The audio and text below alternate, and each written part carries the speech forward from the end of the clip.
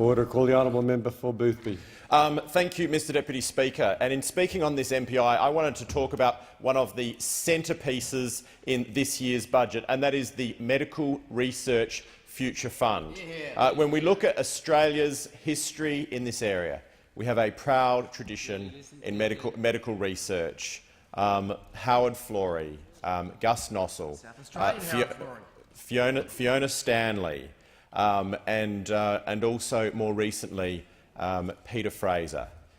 When you look at Australia's system around the world, we have an excellent system of clinical trials. One of the areas where Australia has previously fallen down has been the commercialisation of medical research. As part of that, the Howard government commissioned Peter Wills to do a strategic review of our health and medical research.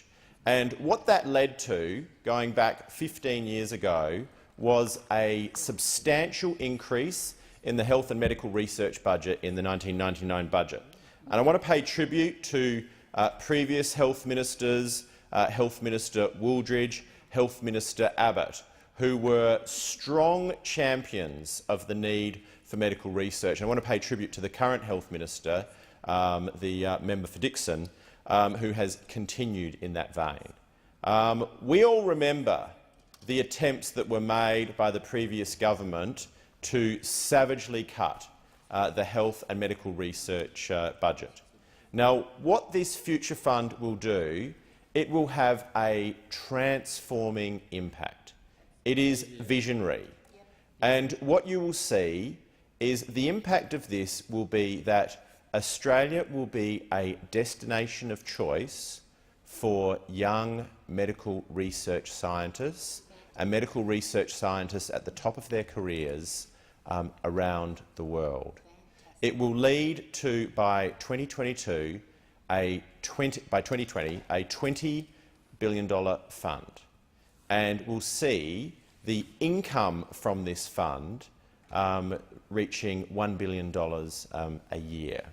And when we think around Australia, we have a number of excellent medical research institutes, the Walter and Eliza Hall Institute, the Garvan Institute, the Baker IDI, the George Institute, QIMR, and a newcomer, the SAMRI, in my home state of South Australia.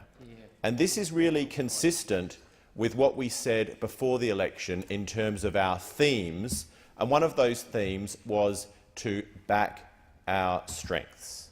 And medical research is a strength for Australia, but it can become an even greater thing into the future. Previous speakers quoted a number of people's comments on the budget. I wanted to quote one from the Association of Australian Medical Research Institutes. And what they've said is that the Medical Research Future Fund is a visionary investment in Australia's future.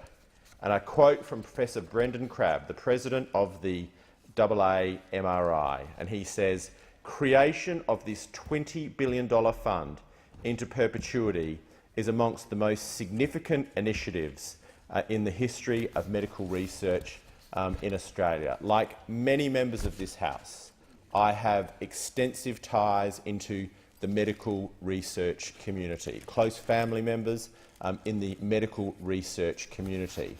And I've seen this debate over the last 15 and 20 years, and I think we're now poised at a very exciting point. And in future, people will look back to the creation of this fund.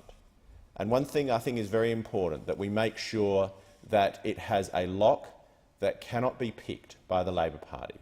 Because we saw what they've done with previous capital funds in higher education, in health and hospitals. They took the capital and spent it as income. This is a very exciting development.